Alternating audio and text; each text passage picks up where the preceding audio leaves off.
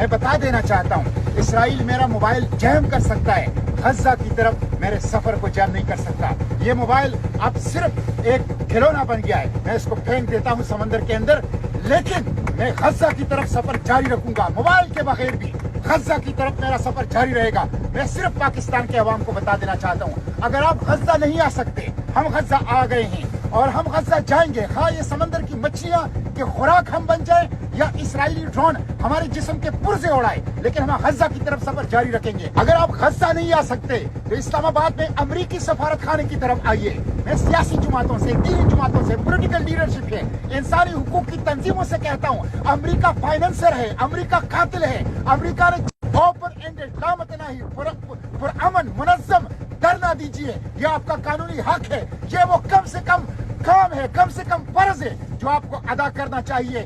اس لیے میں تمام سیاسی جماعتوں، پولیٹیکل لیڈرشپ، انسانی حقوق کی تنظیموں سے کہتا ہوں کہ وہ اسلام آباد کے امریکی ایمبیسی پر پرامن لامتناہی دھرنا دیں۔